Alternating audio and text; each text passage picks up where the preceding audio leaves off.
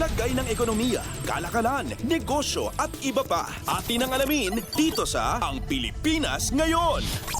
Magandang araw, narito ang balitang negosyo at kalakalan. Magdadala ng magandang kompetisyon sa lokal na merkado ang pagpapatupad ng Value Added Tax o VAT sa Digital Service Providers o DSPs ayon sa Department of Trade and Industry o DTI. Sa isang pahayag, sinabi ni DTI Secretary Cristina Roque na gagawin ng panukalang ito na patas ang playing field para sa local digital platforms sa pamamagitan ng pagtitiyak ng tamang pagbubuwis sa foreign DSPs. Batid na una nang nilagdaan ni Pangulong Marcos ang Republic Act o RA No. 12023 na nagpapataw ng 12% VAT sa non-resident digital service providers o DSPs tulad ng Netflix, Disney at HBO. Inaasahan ng batas na ito na makalilikha ng bagong revenue streams na nagkakahalaga ng 105 billion pesos sa susunod na 5 taon. Sa 2025 lamang, tinataya ng pamahalaan na aabot ang revenue sa 7.25 billion pesos kung mayroong 50% compliance rate. Nakasaad din sa bagong batas na 5% ng tinatayang kabuuang revenue ay mapupunta sa Malikhaing Pinoy program na susuporta sa Philippine creative sector. Ayon sa DTI, ang alokasyong ito ay magbebenepisyo sa mahigit 7.26 na milyong Pilipino na nagtatrabaho sa Philippine creative industries. Magbibigay suporta at oportunidad dito sa mga empleyado sa sektor ng sining, entertainment, design at media. Samantala, ikinatuwa ni DTI Competitiveness and Innovation Group Undersecretary Rafaelita Aldaba ang naturang development. Anya, matitiyak palalo ang pamamayagpag ng talentong Pinoy sa lokal at global na merkado. Makatutulong ito anya sa layunin ng ahensyang itatagang Pilipinas bilang Asia's premier creative hub sa taong 2030. Lagay ng ekonomiya, kalakalan, negosyo at iba pa. Atin ang alamin dito sa Ang Pilipinas Ngayon.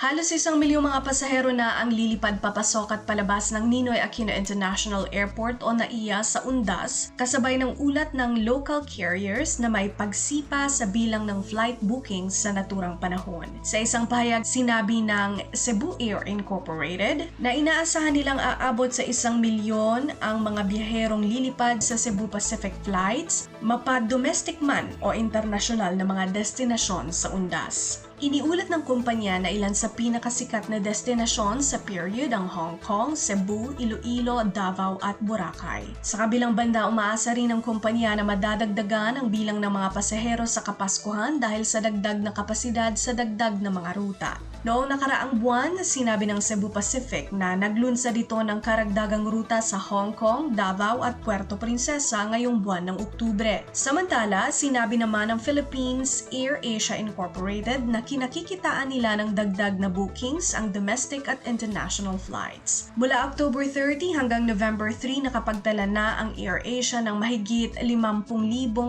seats sold at inaasahan pa nila itong madadagdagan sa mga susunod na linggo. Top destinations naman sa booking ng AirAsia ang Boracay, Cebu, Taipei, Bohol, Tacloban, Puerto Princesa, Incheon, Narita, Iloilo at Bangkok. Paliwanag ni AirAsia Philippines Communications and Public Affairs Head First Officer Steve Dailisan, bagamat nakikitang tradisyon ng mga Pinoy na bumisita sa puntod ng mga mahal sa buhay tuwing Undas, napapansin nilang ang ilan sa mga biyahero ay maagang bumibisita upang magamit ang All Saints at All Souls Day holidays para sa leisure travel. Lagay ng ekonomiya, kalakalan, negosyo at iba pa. Atin ang alamin dito sa Ang Pilipinas Ngayon. Pangwakas sa ating balitang negosyo at kalakalan, sa kauna-unahang pagkakataon, iho-host ng Pilipinas ang Investment Policy Forum o IPF, ang kaisa-isang annual gathering sa buong mundo ng investment negotiators at policymakers sa developing countries. Nagbukas nitong Miyerkules sa Lanson Place, Pasay City ang 16th IPF kung saan co-host dito ang International Institute for Sustainable Development o IISD at ang Board of Investment o BOI. Inihayag ni IISD Director of Investment for the Economic Law and Policy Program, Suzy Nikema, sa sidelines ng forum na halos 100 delegado mula sa mahigit 40 mga bansa sa Africa, Asia, Latin America at Eastern Europe ang kalahok sa 2024 IPF. Isa sa outcomes ng IPF ani ni Kiema ang pagdidisenyo ng Manila Toolkit na naglalaman ng mga ideya at rekomendasyon ng investment policy framework na maaaring ipatupad ng policymakers sa kanilang kapwa mga bansa. Mungkahi ni BOI Managing Head, Department of Trade and Industry Undersecretary Seferino Rodolfo, dapat isama ng mga gobyerno ang sustainability sa pagbuo ng mga polisiya, partikular sa strategic at emerging sectors. Dagdag ni Rodolfo, kinakailangan ding magpatupad ng investment at trade rules at suriin ang mga outdated na mga tuntunin. Panghuli, inimok ni Rodolfo ang mga kalahok na bansa sa 16th IPF na maging bukas sa bagong mga ideya at inobasyon upang padaliin ang malayang daloy ng pamumuhunan sa pandaigdigang merkado. Lagay ng ekonomiya, kalakalan, negosyo at iba pa. Atin ang alamin dito sa Ang Pilipinas Ngayon. Atin ang ating balitang negosyo at kalakalan. Ito si Bea Gaza para sa Radyo Pilipinas World Service.